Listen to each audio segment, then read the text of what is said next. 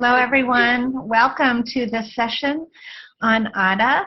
I think Rue is going to introduce the video. She was there when it was made. Good afternoon, good evening, good morning to you, regardless of your time zone. Glad that you're here for this amazing chance to have a visit with Ada and Yash. The interview was done by Yash to Ada, and it is an honor and a joy to get to share this amazing video with you all. It was taken in September, and it was a team that made it happen, and we have great thanks to Yash and Ada for this event. Ada is now 104 years old, and we are thrilled that she was willing and able to do this with us. Without further ado, welcome to Ada and Yash.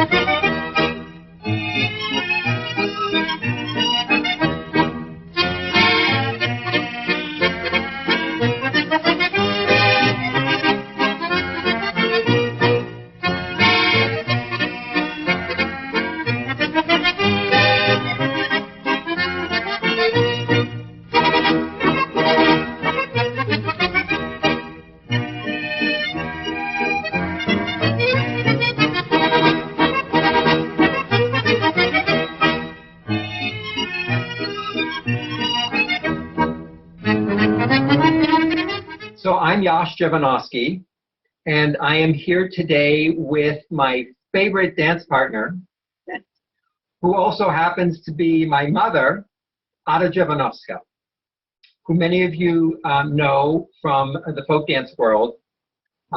She is a great authority on Polish folk dance.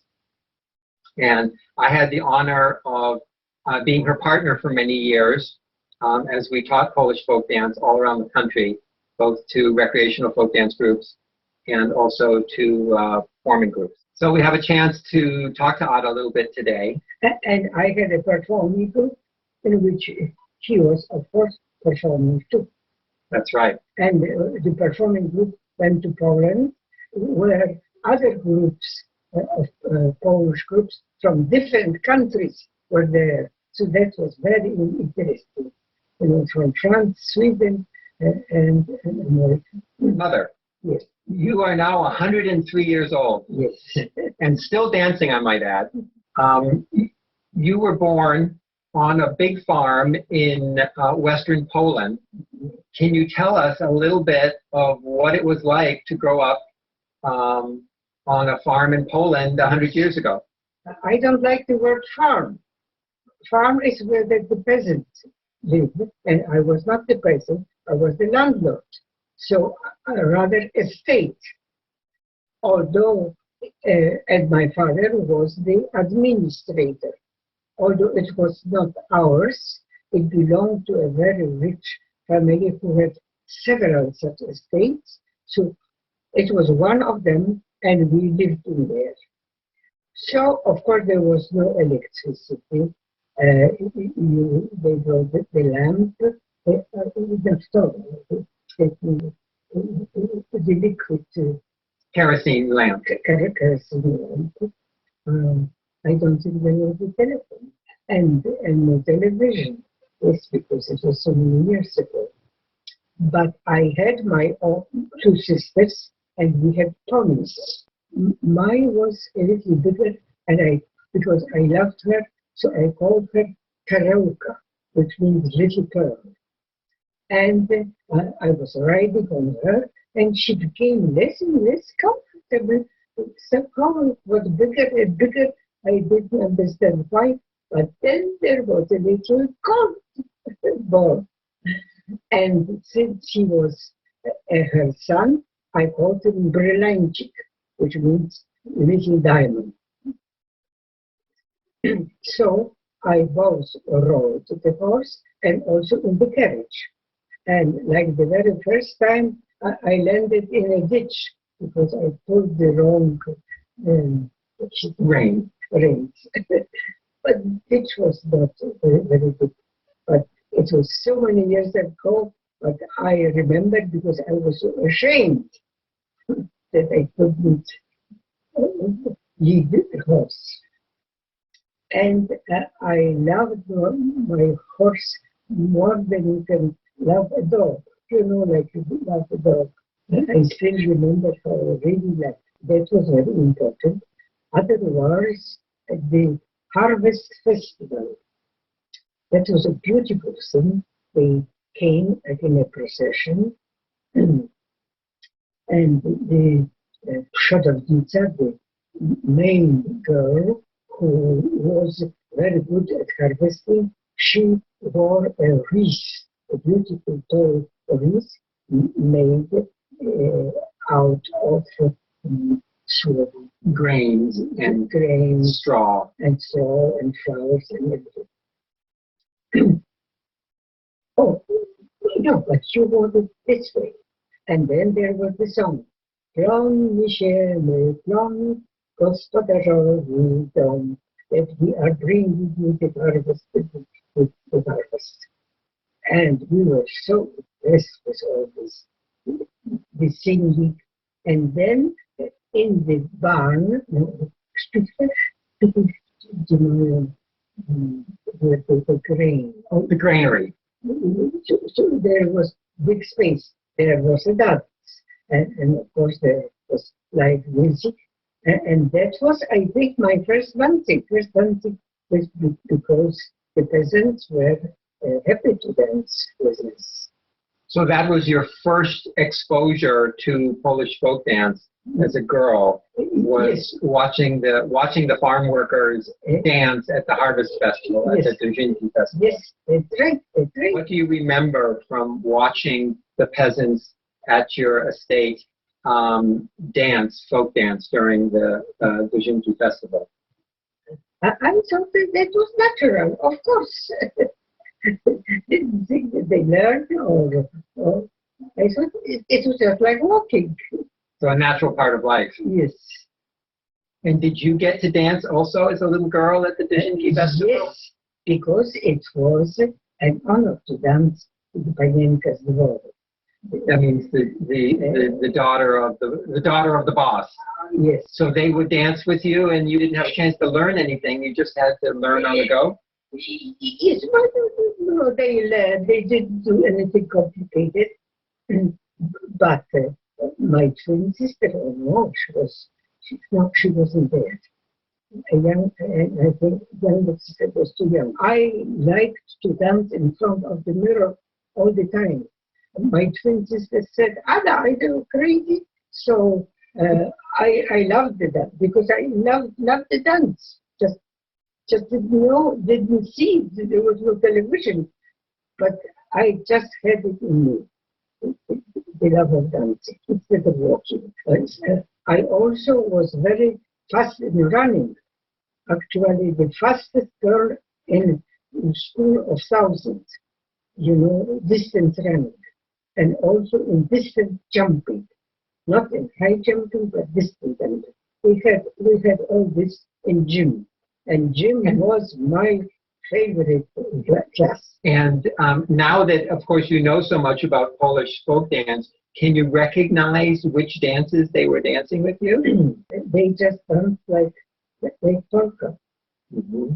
Or I am not aware, because I was not interested in dancing.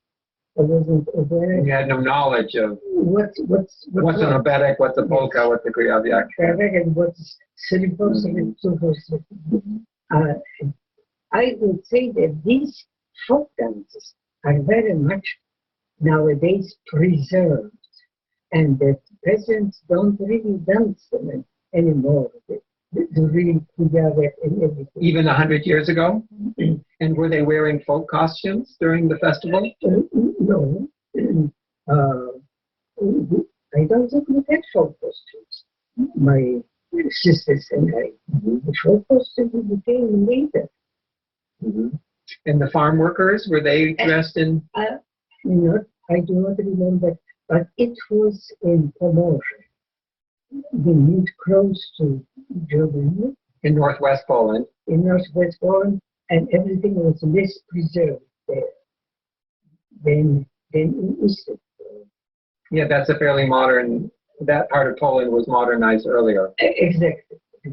When you were in high school, in part of the gym class that you loved, you learned Polish. You learned Polish folk dance. That's why I loved the gym class.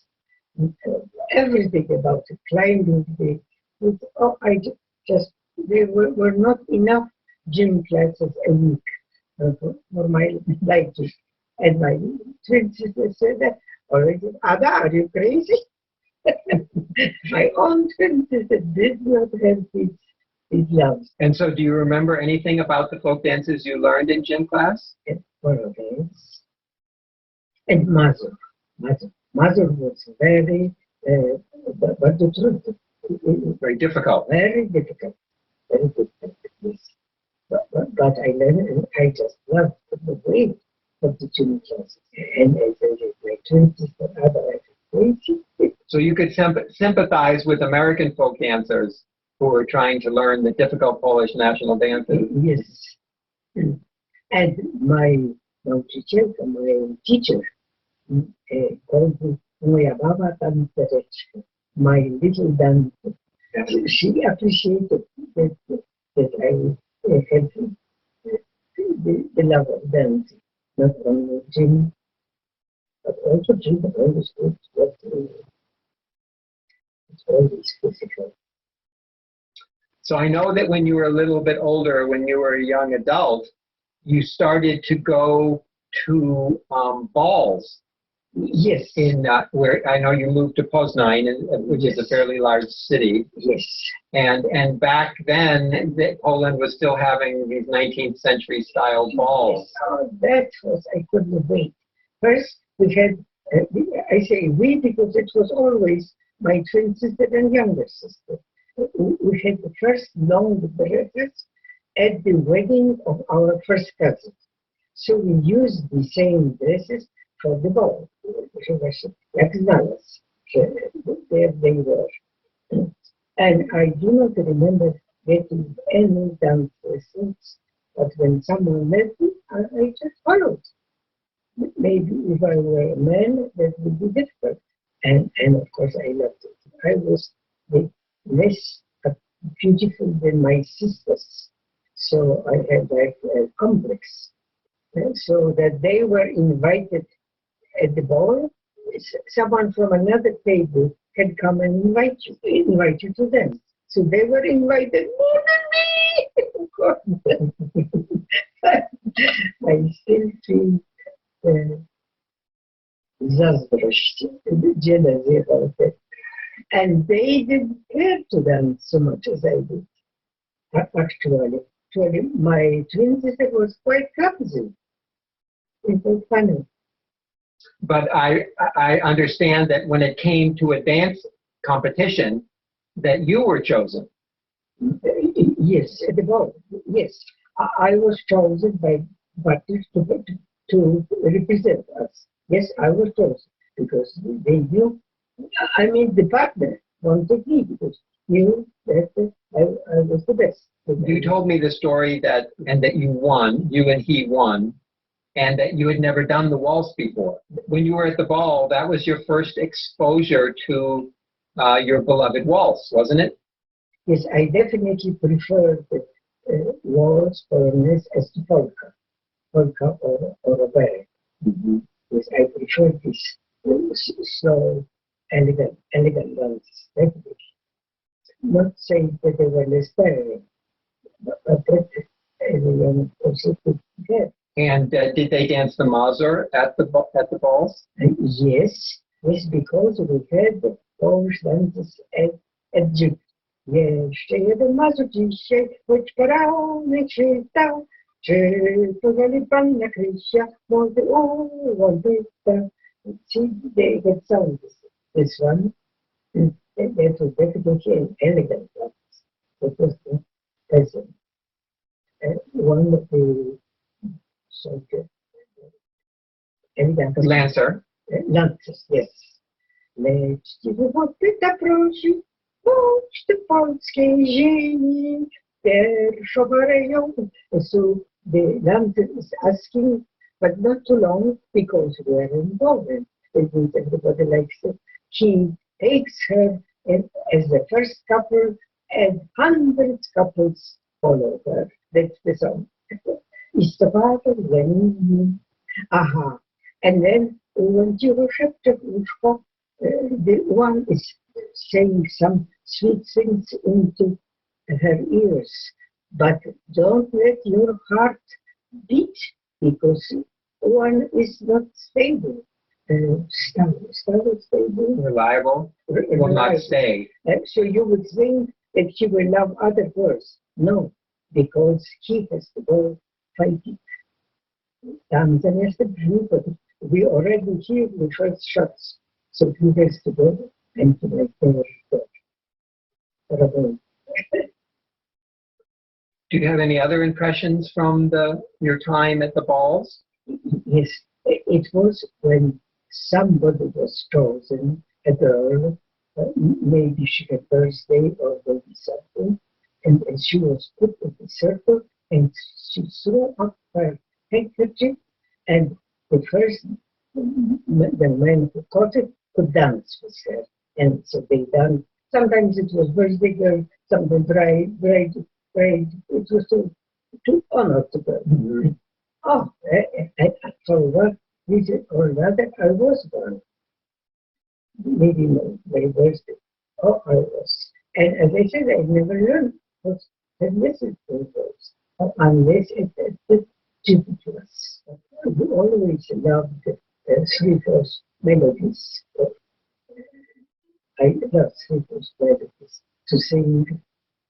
So like waltz, kujawiak, mazur, Aberek. Yes. And not my twin sister, my own twin sister. She was clumsy. Yeah, three-quarter time is deep in the Polish blood, because yes. 4 of the 5 Polish national dances are in three-quarter time. Yes, it's right. And what was the dance that would end the ball? It would be the biały Mazur, which means biały, white. The white lights of the morning were already seen in the ballroom. That's why it's called biały Mazur. Because there was no limit, like 11 o'clock, everybody had to go, oh, no. And the orchestra would play. So let's jump forward many years when you have arrived in the United States and living in Cambridge, Massachusetts, near Boston. Yes. And somehow you discovered the already existing Krakowiak Polish dancers of Boston. Yes. Where you at first became a dancer. Because I remember your good friend Pani Kutin was the director. Yes. I forgot about it. Yes, I was the director. And she told me, Ada, you should teach dancing or exercise. She was very much my inspiration to go into movement, either exercises. And so I became a dance center. I started something with exercises with music. So this was in the early 60s, before aerobics. Yes, because that was new. I had trouble to travel from the. So you had to bring your own record player to the exercise class in order to. I probably requested, and they maybe used it for something else, because they had made it in various classes. Yes, and that was, I could feel how deeper you can exercise with music. You stretch more. And of course, you step hop or the run, so exercises. And I think that's what was advertised in the booklet. So I consider that my mother laid the groundwork for aerobics in the future. And step classes and all that, and Zumba, all thanks to my mom. Yes. So I remember that, so in the early 60s, you became a dancer with the Krakowiak Polish Dancers of Boston. Yes. And and your friend Panikutin was the director. And it wasn't long before she decided that she wanted to step down, and she nominated that you, a relative newcomer to the group, should become the artistic director. Yes. Because she saw how new. That's right. And the passion you had for it. And the passion. And then started the recreational dancing. Yes, because for many, many years you were artistic director of Krakowiak Polish dancers. And then when I came here, Serena. When you came to Milwaukee, then also Serena for another 30 years. Yeah. But in Boston is where you discovered recreational folk dancing. Yes. And I think you told me that you went to the first workshop you went to in recreational folk dancing was a workshop by Andor Csompo. It was a Hungarian workshop that you enjoyed very much. Yes. And then someone said, Ada, why don't you do this in Polish? That would have been Connie and Marianne Taylor. Yes. Who were the main folk dance leaders in Boston, who are sadly no longer with us, but great friends of our family. Yes. And they were the ones who encouraged you to do what Andor was doing, but for Polish dance. Exactly, yes. And I remember you told me that it was at Andor's workshop that you also got the idea yourself. Yes. That, oh, I could do that. Yes. Yes, that means not a whole complicated choreography, but something to one stanza, quite simple, and then introduction, and I repeat it. Yes, and that was not too difficult, but satisfying for the soul. Yes, that I traveled to other countries. But the very first workshop was in Cambridge, Massachusetts, organized by Connie and Marianne Taylor. Yes. Which I did. And then they recommended you to Ralph Page, who was running the New Hampshire folk dance camp. Yes, Page was an older man, and his specialty was square dance. Squares and contras. Yes, so that means you call. The music plays, and there's a caller. That's with the partner to the right, the left. Now dance with your partner on your left. It means will be someone else. And that's why it was a mixer, although it was yes. Okay. Anyway, and so that gave me the idea that I could also teach Polish dances, but they had to be not so complicated as an elegant choreography, but just like a song with a stanza that repeats, with the and the most liked were the kujawiak. Kujawiak is in 3/4 time, but not like a waltz, but more romantic. And and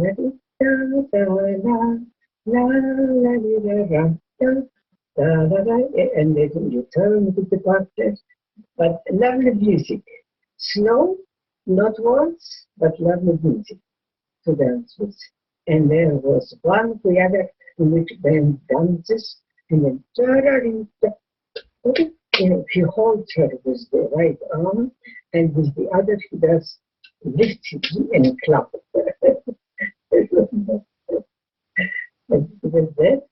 That was my special step. Or they clap, sub dancing. They clap. Right, in Hungarian. Yes. So that kujawiak number 1 became at recreational folk dance practice a standard. So Ralph Page was quite a character, wasn't he? He was. Was he married? Yes. He was married to a woman named Ada from New York. And he always used to laugh that the that the country caller from New Hampshire, the Sage of Keene, had married a New Yorker. Yes. And he was a great caller, and we used to enjoy, I know you enjoyed his calling a great deal, and sometimes you and I would dance together. Mm-hmm. And sometimes even you and I would dance together, because when you started to teach at New Hampshire camp, I was, I think, 12 and 13 years old, and just starting to dance a little bit. Yes, I wonder if the music played, and I did not see other people, whether I could still do the square dance, because here that's body call. And so back to, instead of to your original partner, I think back to Mama. And it was actually so that you had to return to me. Yeah. And then we went on to teach at Maine Folk Dance Camp and many camps around the country. Yes. San Diego camp, and I guess most notably for both of us was Stockton camp. Yes, that's right, because it was a very big, serious camp. It was an honor to be invited there. And we were the only couple, mother and son. Their husband, wife, boyfriend, girlfriend, we were the only couple. And together. Among teachers. Among teachers. Yeah. I mean, among teachers. Not among dancers, but among teachers. And it's such a small difference of age. It's a big difference of age. 40 years. Yes, and it's still big matter. Is that so? You're Yes. 40 years older. I mean, I'm 40 years old. Yeah, that's right. I always say he was my camping partner, my son, my camping partner, and my dance partner in teaching. Do you remember any of the dances that we taught at Stockton? Do any of them stand out for you? I'm sure they were. Mm-hmm. Yeah. But Mazury was difficult. Mazury was very difficult to teach and to learn somehow. It's a difficult dance, and we didn't teach it very often, but I remember that one year at Stockton we did choose to teach it. Needed more time. More time. Mm-hmm. Oberek is also a difficult dance, and I remember we taught that at Stockton too. Uh-huh. A lot of the most difficult dances that we wouldn't teach anywhere else, we would teach at Stockton, which was one of the things that made Stockton fun and challenging for us. Uh-huh. We're going to have a little chat right now. I want to welcome everybody to this Born to Dance segment. And I'm Sherry Cochran, and I'm joined today by several of Ada's friends and associates to share some memories and stories about Ada. And then we'll see the rest of the video a little bit later on. So I'm joined today by Rue Lester, Jeff O'Connor, Evan Chu, Andy Taylor Blennis, Susan Warland, Darlene Clark, and Martha Avjevitz. So I hope that you'll all just chime in and with your memories. I'll start off for myself. Most of you know me as a Balkan dance teacher, but I did more international early on, and I started Polish dance in the early 70s, first with Morley Layton, and then with Ada and Jean Cheka. I danced for many years with Polskie Nagrania. And my favorite Polish dance was Wesołowskiego, which I learned in 1971 from Ada. I loved doing that dance, and we used to love it at the intersection where I taught. It was so exciting to see people spinning around the floor with Wesołowskiego. I became good friends with Basha and Yash over the years. I have a beautiful Kirpier costume, green Kirpier costume that I bought from Basha. I danced with Yash as his partner when he taught at Idlewild Camp in the 80s. And incidentally, he met Catherine Green, whom he married in 1991 when I took him to a Polskie Nagrania picnic. Ada was an inspiration to me. She showed me that the women in Polish couple dances, and really in all couple dances, were as strong and as proud. as the men. And her life in dance is a total inspiration to all of us. So let me hear from some of her other friends right now. This is Darlene. Darlene, I'm so glad you can make it. Thank you for coming. Yeah. Well, I met Ada at Stockton Folk Dance Camp, and I think it was about almost half a century ago. Stockton in the summer is very hot. We're all dancing in Anderson Dining Hall, where we have classes, we have a review session at night, and then we have an after party that goes until the wee hours of the morning. First time we see her, she walks into the room, red lace-up Polish boots, wool challis skirt, long sleeve white cotton blouse tucked into her skirt, her hair pulled back into a bun very tightly. This is Ada Dziewanoska. Oh, what? We don't know this lady. She has a microphone in one hand and a handkerchief in the other, and she says, "Where is my partner?" Apparently, her partner has been teaching the previous class with Nelda Drury. His name is Jimmy Brown, and he's running from class to class to help these teachers out teaching. She starts her class.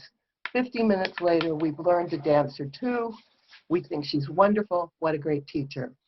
Cut to a couple of days later. It's 1 o'clock in the morning in Anderson Dining Hall.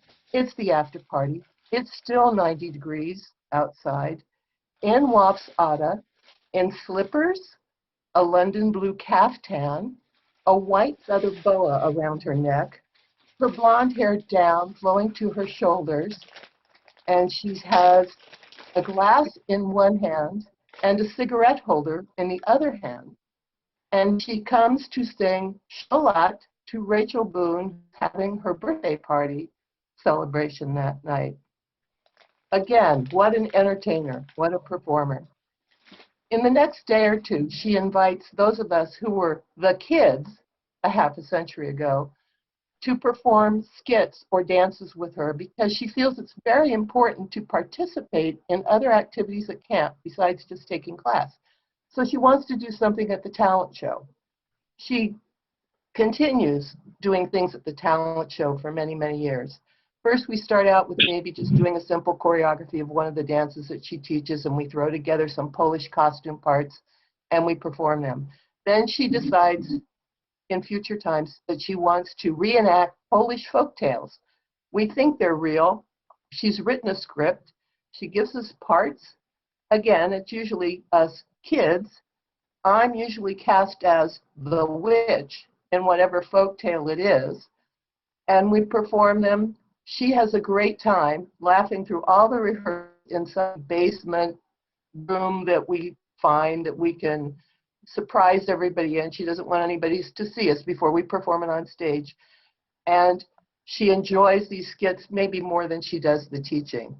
So those are my first impressions of Ada that really are not anything to do with her Polish dances, but this is the London blue caftan with the white feather boa was certainly a revelation on what this very pinned up Polish lady was. I would like to speak about the first time that I met Ada. I had heard about her before, but I hadn't met her. And I had just joined the folk dance group Mandala, which was part of the Boston area in those days. Well, it still is now, but I went to go to my first rehearsal with the group, and there was a couple of other violin players and maybe a bass player or something. Yeah, I think maybe Jack Martin. Some of you know Jack Martin. And if you know him, you never forgot him. But there was a guy named Scotty there, and he wanted to come and join the playing also. But it turned out that he was playing guitar. And Ada came along and said, absolutely not. No guitar, no guitar, no guitar. And the rest of us hadn't known that much about how all this music was going to work together. And so we didn't know. He was quite surprised. But you know, everything came out absolutely beautifully anyway. But that was my first time of actually playing. Oh, this is going to make me cry. The first time that I had actually played Polish folk dance music myself, not just heard it from other people, was that same day, and it came from Ada. Thank you, Susan. I'm wondering if Evan will tell us about Ada in Taiwan. Thank you. Thank you for having me. That was actually 1980, 40 years ago. At that time, in Taiwan, the folk dance was booming. Most college students, they have a folk dance group, and it's kind of fighting to get into the group. It was the very starting. We have well-known international folk dance teachers come to Taiwan. Some of you may know, like Ricky Houghton. He was the very first person invited to Taiwan, and then later on Bruce Mitchell and others. Ada was probably among the very first few teachers being invited. She was because she was such a well-known teacher. International folk dance, as we know now, Balkan dance is not very popular in Taiwan at that time because of it's more like it's an individual dance or it's a circle dance. Couple is much more welcome or much more accepted in Taiwan. So Ada was among the very first. We had a private by invitation only camp. That was 4 hours in the morning, 4 hours in the afternoon. She taught us 4 out of 5 Polish international national dances. That was a very intensive. And as you all know, the Mazury is a very difficult, outbreak is very difficult. So we learn the dance, we learn the basic steps, learn the pattern. And it was in summer, was very, very hot. And there was no air conditioning. So as you can know, we sweat like a crazy. But not only that, Ada was a very demanding, very determined, and a very precise person. We have to do the dance exactly the right way. So we keep repeating the pattern and repeating and repeating, which is really an honor to be able to join her camp and then know her in person. And at the end, we bought her the music album. So it was 33, and she signed the name. Unfortunately, I don't have that with me, but that was something which I treasure, and I keep that. I will keep that forever. Thank you, Evan. Jeff, do you Yes, have something you want to share? certainly. I have a couple really quick little stories. My first introduction to Ada was not seeing her in person, but I was working for the Mandala in San Francisco for Neil Sandler, doing record orders for camps that were coming up. And I sent Ada a nice long letter, and she didn't reply for a little bit, and then all of a sudden I got the letter back, and Ada had gone through and corrected all my English and corrected all my spelling, and I was a horrible writer. Of course, everything was done on the typewriter at that point, but that was my introduction to Ada. And we've become, Yash and Basha and I became really good friends, and I was working at Stanford for the president of the university, and I was talking to Mrs. Lyman, and I said, my friend Basha is coming to visit. And she said, who? And she said, is it Ada? I said, Ada Dziewanoska, and she said, oh, Ada and Camille's daughter. And they happened to live at, when they were at Harvard, they lived together in student housing for married couples, and Basha was the first child that was born among those families that were living together. It's a small world that we live in, and when you can talk to someone who's totally unrelated to folk dance, but they know who you're talking about, it's amazing. Ada is inspirational, not only because she's 104, but that she's just always been such a lively and wonderful person to be with and to dance with. I spoke with Yash yesterday, and Ada's doing well. He said she's doing fine. I just texted him a few minutes ago to see if he wanted to say anything, but I haven't heard back from him. So anyways, thanks. Yash is unable or he said he was unable to join us, but, you know, we can always hope that he might peek in before we're here. Rue? Ada came to Colorado when I was living there a number of times, and she set several choreographies on our performing group there called Narodno, and we did the 5 national dances. And when she finished, that was the first choreography she did, and when she finished teaching all of that, it was essential that the fellows picked her up and tossed her into the air. And actually, every time I was at a workshop with Ada, that was an essential conclusion to the workshop. So I think that that's a really fun, and I mean, we couldn't forget to do that. If we forgot, she reminded us. She'd let you know. She stayed in my house a couple of the times when she came to Colorado, and as a friend and a colleague, and I was teaching at the time, and she had some amazing suggestions and tips for when you travel and go to people's houses and don't know your way around, and some small items to be sure to pack in your luggage, like a flashlight. Never forget your flashlight, because you'll never be able to find your way around the house in the middle of the night should you need to be wandering. That was just one little one. And another one, last one, I think you'll hear a little bit about it later in the video, but I just want to say she taught me how to prepare a version of bigos, which is a very special meal, or main dish, as it may. And the recipe was very succinct. Take what you got, put it in it. Excellent. So, thank you. That's great. Thank you, Rue. How about you, Andy? I was the younger of the folk dance kids.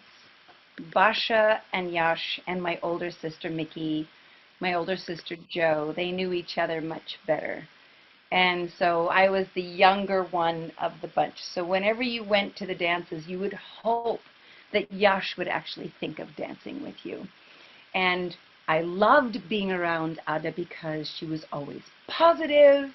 And when I did something, she would go, "That's good, now do it better." And it was like, okay. and that's what you did as much as you could, because she praised and then gave you very clear, positive, with absolute glee that you would be able to accomplish it, corrections or anything else. So it was, and when she loved what you did, she let you know quickly and then was on to the next thing. I knew that Ada had a great sense of humor. I knew that Yash and Basha had great senses of humor, but I didn't know much about Camille. He was a serious professor in my mind, a young child's mind. And my father used to tell this story about when 800 numbers had just started coming out. And the 800 number came out when there were still phone booths. And my father was often designated during the summers. Our house was a revolving door. People would fly into Boston, stay at our house, and my father would drive them up to Bridgeton, Maine. And so this was a constant thing that was happening all the time. So a couple of Camille's friends were coming, and so they came and they stayed with Ada and Camille. And then my father was supposed to drive, I think it was 3 or 4 men, I don't remember, including Camille, up to Bridgeton. And so they're driving along, and this is back when Polish were allowed to tell Polish jokes, but nobody else was supposed to tell them. You're Irish, you could tell an Irish joke, but you're not supposed to, unless you're Irish, you can't tell an Irish joke. So my father gets listening to these men all telling these Polish jokes, and they're being very kind and speaking in English most of the time. And my father is slightly mischievous. He and Ralph Page used to get into it quite often, and he would play tricks on everybody. And so he said, well, excuse me, I'm not Polish, but have you heard about the new Polish joke line you can call? What? There's a line you can call for Polish jokes? Yes, you can call this number. And he said, but that's only if you would like to do it. I mean, I wouldn't want you to do this if you don't want to do it. So they all agreed, find us a phone booth, Connie, find us a phone booth. So my father pulls off to the side of this windy old highway on the way to Bridgeton, Maine, at this little gas station, and there's a phone booth, a glass phone booth, and there are these older gentlemen, slightly larger, all trying to force their way into a phone booth. And he's sitting in the car with the car pointing at the phone booth, and he's watching them, and he told them to dial 1-800 Polish Q, because there's not enough letters, so you just push Q at the end. And if any of you remember that the old phones didn't have a Q, you now know what happened as those gentlemen of elegance stood there in the phone booth and then realized after the 8th try that there was no Q on the phone, and all piled back into the car and would not speak to my father for the rest of the drive up to Bridgeton, Maine, and wouldn't speak to him. And I think he was too embarrassed to tell Ada what had happened, but she eventually found out. So, Basha and Yash were great. As I was growing up, they knew I was the littlest. They knew I was youngest, you know, and then when I got taller than my sister Mickey, there was the joke of Yash could dance with her easier than me. But for the most part, I grew up knowing Ada as this amazing person who brought her amazing group to Poland to win awards, and kind as all get out, had an amazing laugh, which I'm sure she still does. And Yash and Basha, we just grew up together as the kids in the folk dance, you know, kids of teachers. We were in that bunch. That's my story. Wow. Thank you, Andy. Thank you for making us laugh. Mary, I have a little comment from Yash. I just got a text. Oh, great, yeah. Good. He said, thank you so much for your continuing love for Ada. That's beautiful. Thank you. Let's go to Martha.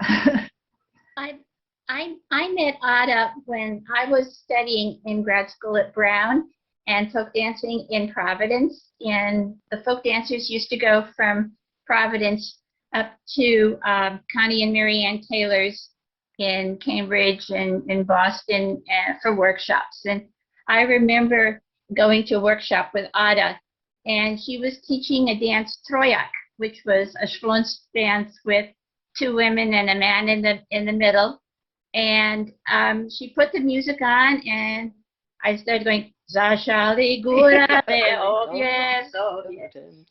And she came over, and she looked at me, and she said, Polish? And I said, yes, tak. Oh, good. And she went back. And then it was wonderful to know that she, you know, she recognized the words, and that dance was the one that she taught at Stockton, the time that they had her and Yash come and teach a few years ago. And it was Troya. And my heart just nearly burst because I could remember that time in Boston. Andy was a little girl, Yash was a little boy. I mean, this was in the 70s, in the 1970s. And then if you ever want the words for like Ada's Kujawiak #1 or Troyak or some of those, the Folk Dance Federation South has a web page and with resources and words and songs, and the words for the songs are there. And I saw her, I'm living in San Diego now. I saw her at the San Diego camps. I saw her at the Stockton camps. And I have been using Ada as the way to pronounce my name for the last 50 years. Because people look at that last name and they go, and Murray goes A to Z. He just leaves it. But it's they look at it and they go, odds of wits, and so people say, how do you pronounce your name? And I say to my folk dancing friends, do you know Ada?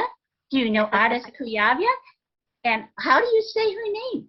And there's not a blink. They go, Dziewanoska. And I go, well, look at my name. I have D-Z-I-E-W in the very smack middle of my name. And so the V for the W, it's Avjevich. And if you say Avjevich, anybody who knows Ada and has said Dziewanoski or Dziewanoska can say my name. And I feel so honored because I talk about her every time I tell people how to pronounce my name. May I do a 1 minute something? Go ahead, Susan.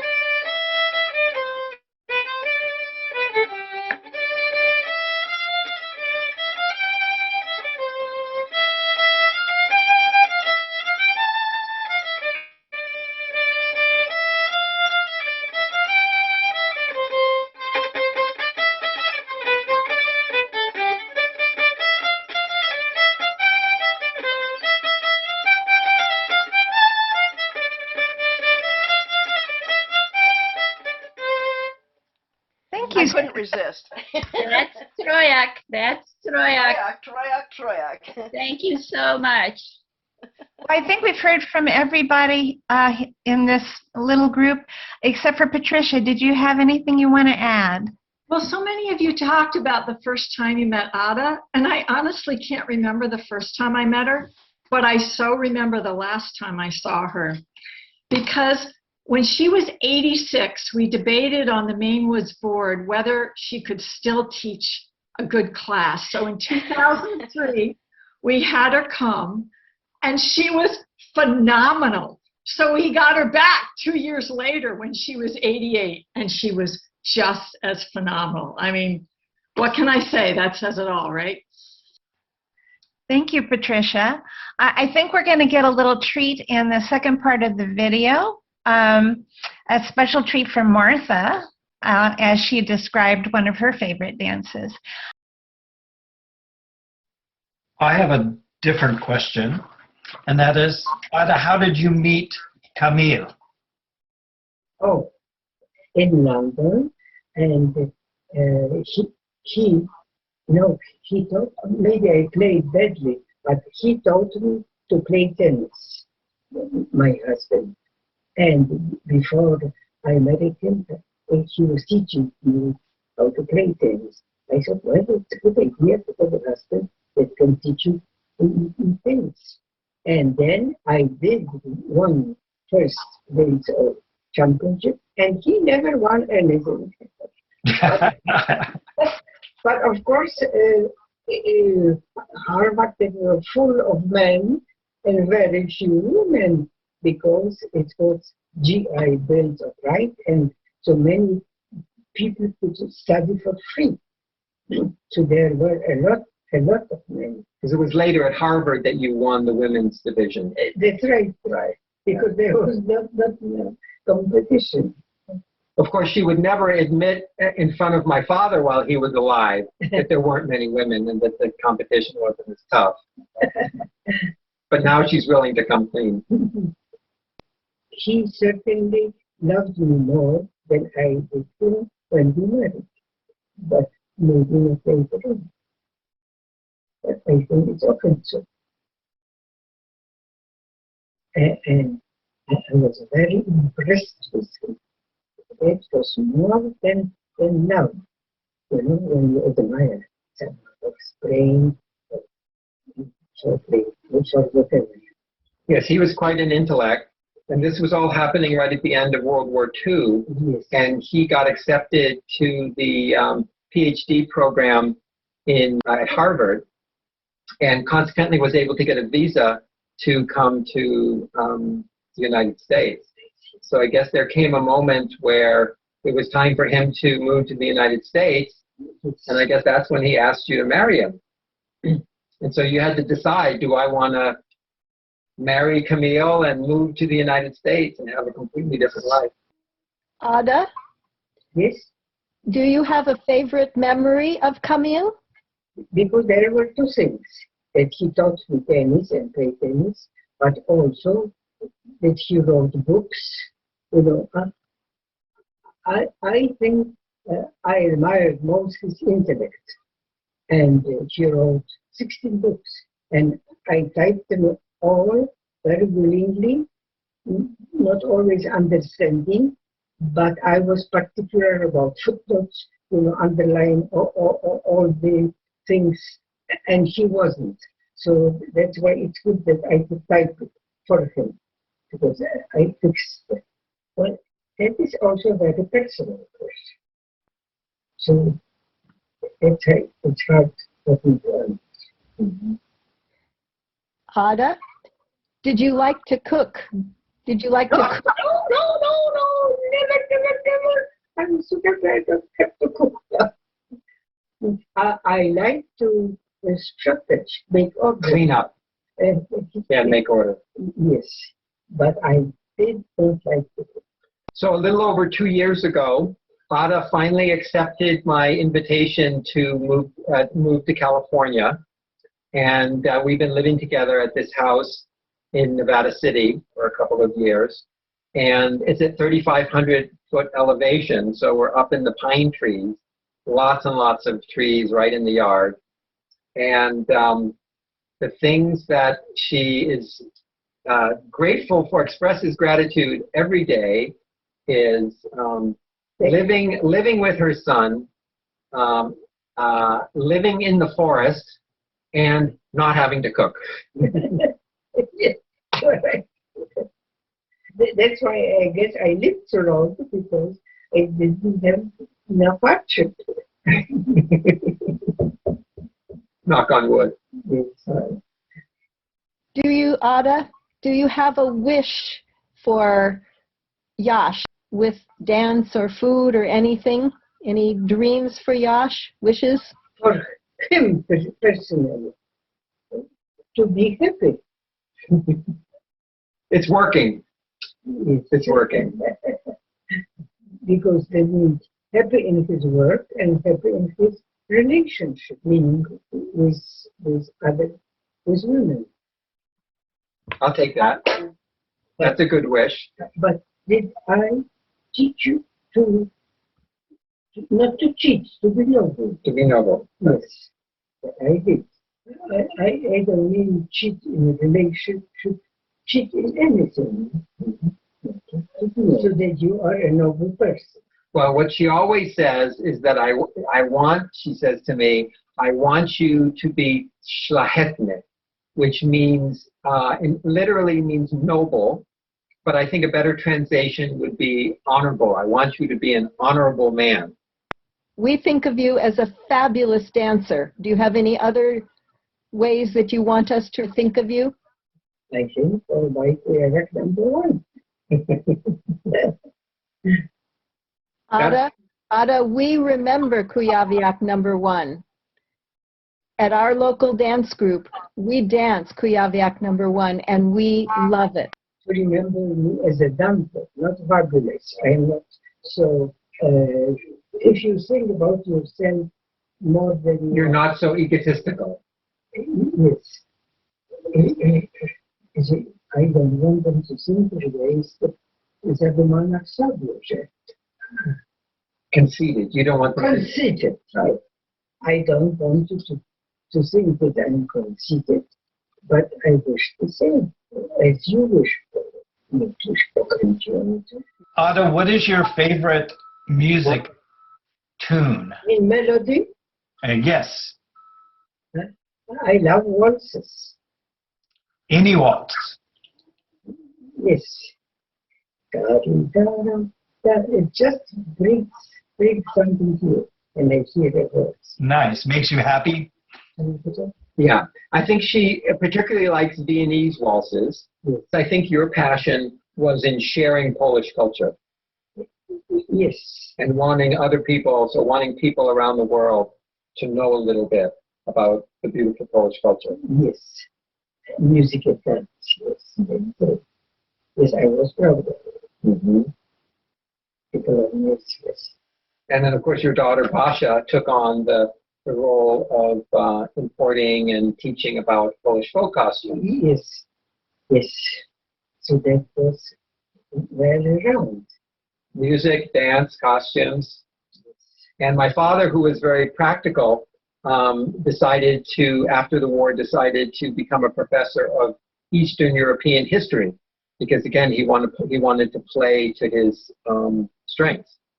And so we used to joke that the four of us were a family of professional ethnics. Yeah, my father used to joke. He said he had a heavy Polish accent in a very dramatic manner, and he would say he was a great lecturer for his students. But he used to say, because he lived through the Russian Revolution as a young boy, and then fought in World War II on horseback, and which is the same period he used to teach about. And so he used to say, says, "I don't just teach history; I remember it." He is a character too. Yes. I want to say thank you to Ada and to Yash very much for taking the time to talk with us, and you look so beautiful, and you don't look a day over 50. You look beautiful. It is that round cheeks, it makes you look younger, which I always wished I had long face. And very oily skin, which was a curse, and that helped. And also, I think this pink complexion helps keep your skin young, right, Jeff? That's right. That's exactly right. We all have the same. Now she's 103 and a half, and still going strong, still walking half an hour outside every day, and still likes to dance. Ada, this is an absolute treat to get to see you today and hear stories from you. We thank you very, very much for visiting with us today.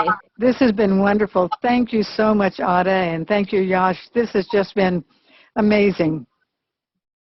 Thank you so much for organizing this. Really appreciate the opportunity to speak to everybody and to have it recorded. Ada and I have such incredibly fond memories of our decades teaching recreational folk dancing. Yes, yes. A very important part of our lives. Well, her dances have been a very important part of our lives. And one of my most favorite dances that I learned from you, Ada, is Mazury. Oh, you do? I loved it. And yes. You were so kind.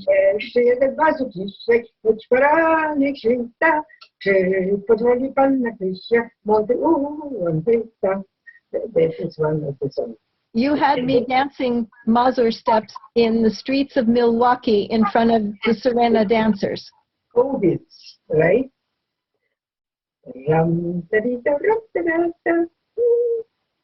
Yes, among the fast Polish folk dances, the Mazur is definitely my favorite. It's a beautiful, beautiful dance. But for some people, difficult to learn. I think for everybody, difficult to learn. Yes, yes. So congratulations. Well, thank you. She had a good teacher. Okay, wonderful. Thank you very much, and we'll be in touch. We'll be in touch. Thank you so much. Really nice to see you all. Great to see you. Bye-bye. Bye-bye.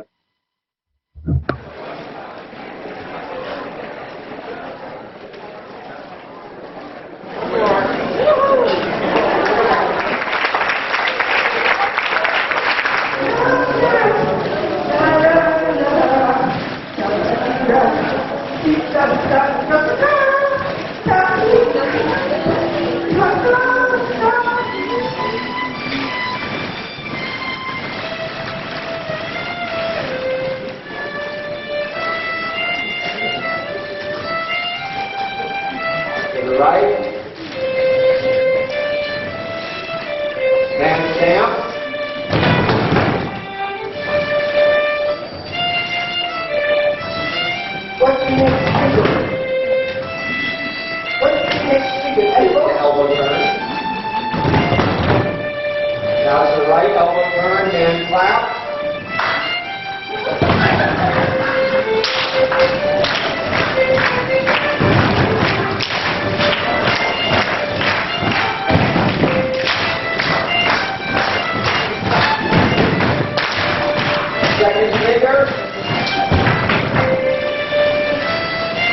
with the cuddle, the roll in.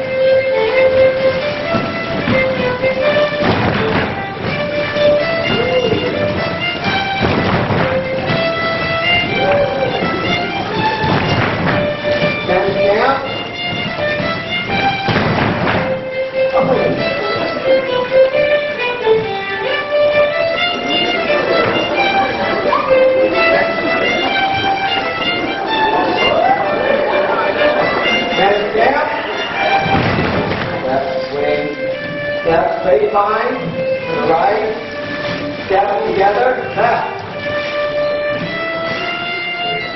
Side front, side back, side together, right.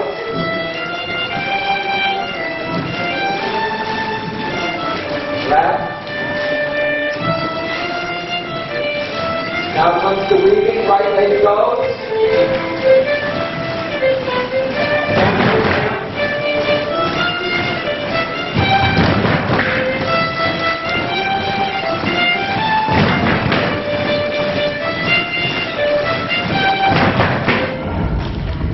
Witamy in Taiwan, and we have the sweetest memories from being there. Yes, yes. How quickly everybody learned our dances. That was amazing. As you noticed, there is a lot of politeness, like the Polonaise, but in all Polish dancing, I would say European, there is a lot of bowing and everything. So it was such a joy for me. I didn't have to teach to bow. The politeness. The politeness. You know, it's not only the bow, it is the politeness. Yes, exactly. I also remember one moment I was getting out of the elevator and there happened to be 3 or 4 of the ladies. And when they saw me, they all, bowed. I felt like a queen getting out from the throne. And then food was of great interest to us. Yes. Although, because we stayed with the family, it seemed funny that they eat the same for breakfast, lunch, and dinner. And you know why? No. It was New Year's, and you don't cook when it's New Year's. So all the food is prepared ahead of time, and so you're not allowed to cook, so you eat the same food. So that was the reason. But also great politeness, but also real care, which we Polish people have for the guests too. We have a saying, gość w dom, Bóg w dom. A guest in the house is like God in the house, in the home rather. Guest at home is like God at home. Yes, it was a memorable experience for us. We really loved it.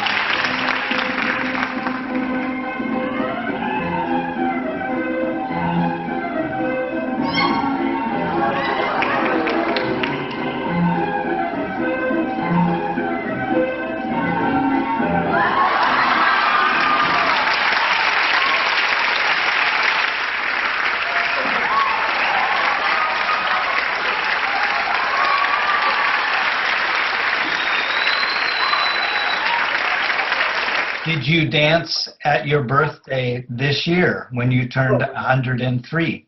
Boy, did she.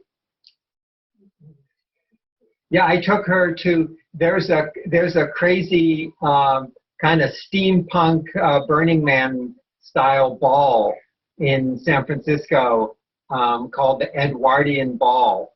Oh, and since we couldn't really go to the Milwaukee Ball this year, and the Edwardian Ball is very close to her birthday, so I took her there. And it was really something. We left, you know, San Francisco's 3 hours away, so we left at 3 in the afternoon and actually went to the ball and then another late night dance party and got back at 7 in the morning.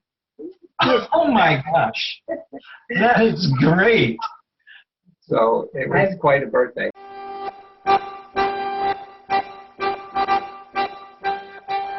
Na wierzchowym listku słowik list pisze, a gdzie już napisał, zerwał wiatr, czytał, zerwał listek, zerwał za nic głodnie, potem przyszedł na sosnie. Na wierzchowym listku słowik list pisze, a gdzie już napisał, zerwał wiatr, czytał, zerwał listek, zerwał za nic głodnie, potem przyszedł na sosnie. Listki nebarem, oj i wnet wysłać słońce, słowik stepnia, polka i polące. Padła piosenka od samego rana. Listki nebarem, oj i wnet wysłać słońce, słowik stepnia, polka i polące. Padła piosenka od samego rana.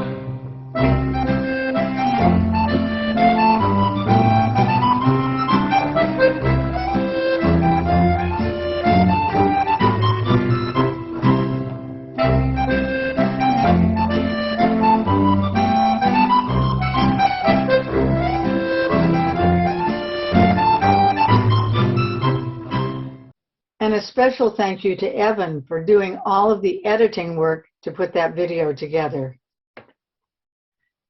You took the words right out of my mouth. Is there a dry eye in the house? So I also, besides thanking Evan for what a beautiful job he did, I want to thank him for joining us today and talking about Ada in Taiwan. I also want to thank Patricia, Darlene, Susan, Andy, Rue, Jeff, and Martha for joining me for the chat. And I think we have a little bit of time for other people to join us. And I think first we'll go to Andrea. Hello, I have a story about Ada from 61 years ago. I was about 9 years old and my parents were dancing in Krakowiaks.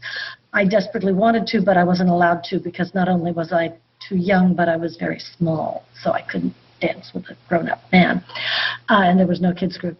So Felicia Kooten had just resigned as choreographer, as mentioned in the video, and the Krakowiaks were a bit at a loss trying to figure out what to do.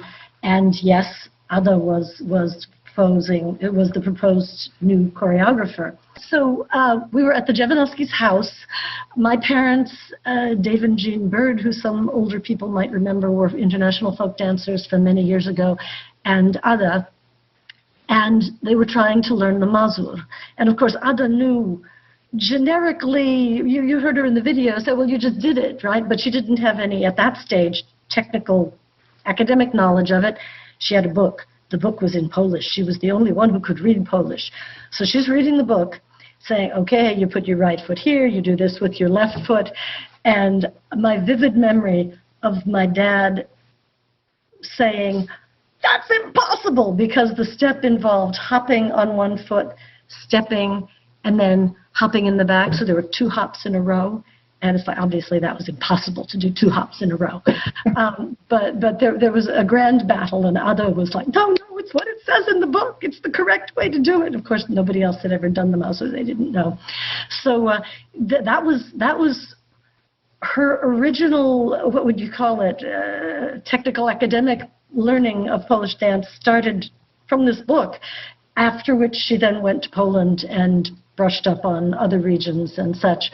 But it was fascinating to watch as a 9-year-old kid desperately dying to want to dance. She's my first folk dance teacher. So that's all. Thank you, Andrea. Next up, we have Nancy and Rex. Yeah. No. This was long since past. I was trying to lower the hand, but it wouldn't go down. Well, I might as well tell it. I hope she's still looking in, but in about 1985 or so, or maybe 1987, Ada was about 70, I think. And we had her teach in St. Louis. And most of our dancers, we had a group of experienced folk dancers, probably most of us in our 40s. And then there was a group of young people who were really experienced Polish dancers. They danced regularly in a Polish performing group, and some of them were professional dancers. And she worked them hard, worked everybody hard, and in an afternoon session, of course, she was in there too. In the afternoon session, everybody was kind of fading a little bit, and she requested, "More energy, please."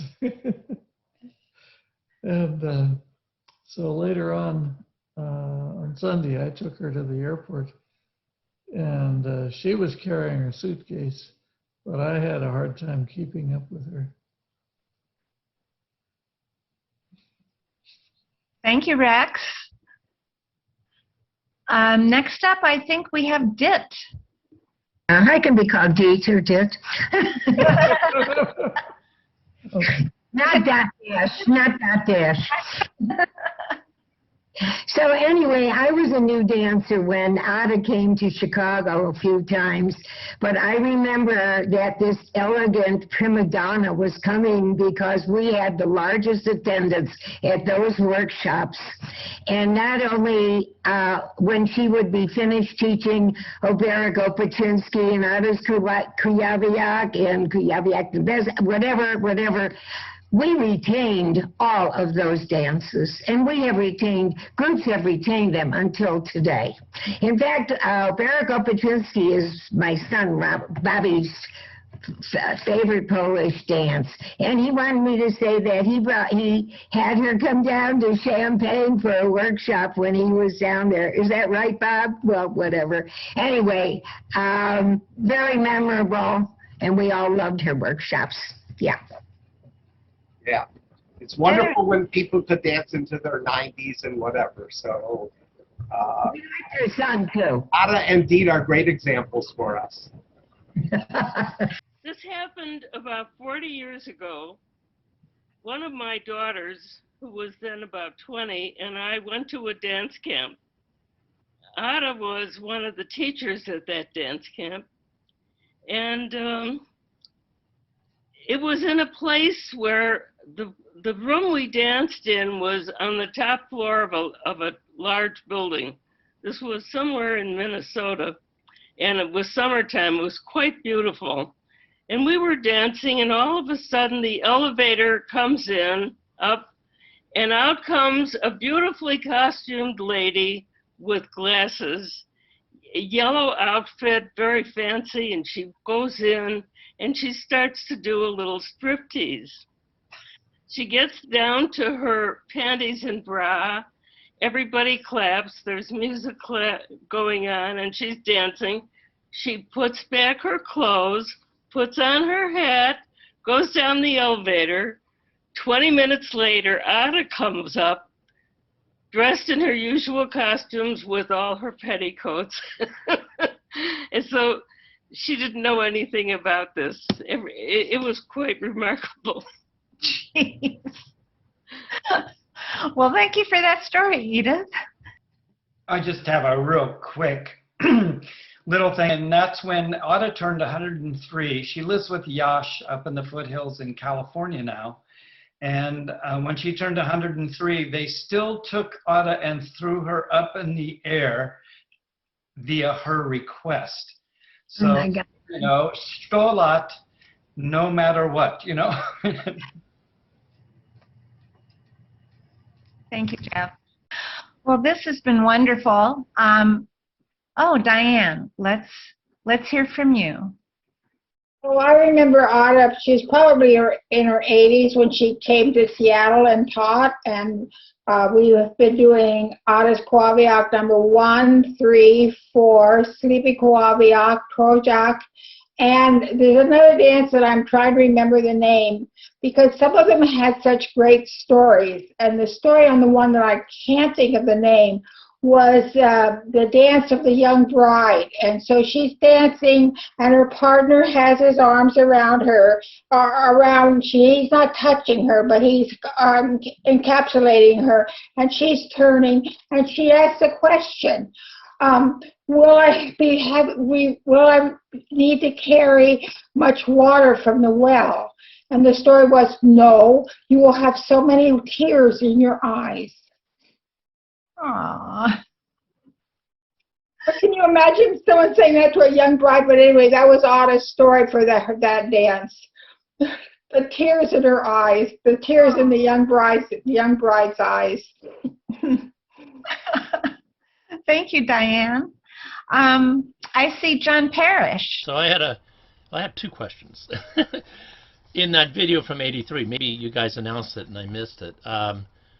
Who was the lady she was dancing with? Was that Yash or somebody else? It didn't quite look like Yash. No, that was Yash. The video with the two of them dancing was Yash and Ada. Yeah, in drag. I mean, right when they did Tryock, it was Darlene. Oh yes. Oh, when right. they did the talent show where they were dressed as each I meant other. the '83 oh yeah. Stockton thing.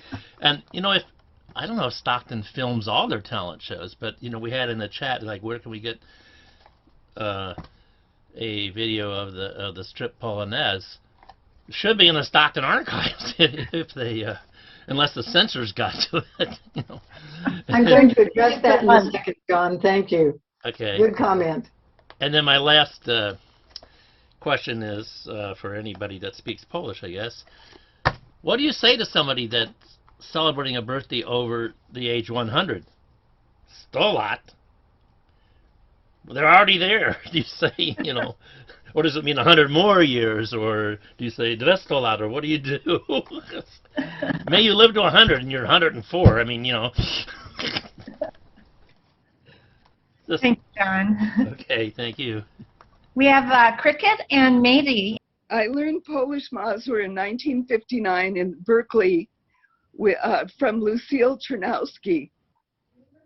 And it was probably one of the most popular dances done at all the folk dance festivals, at least the Folk Dance Federation North.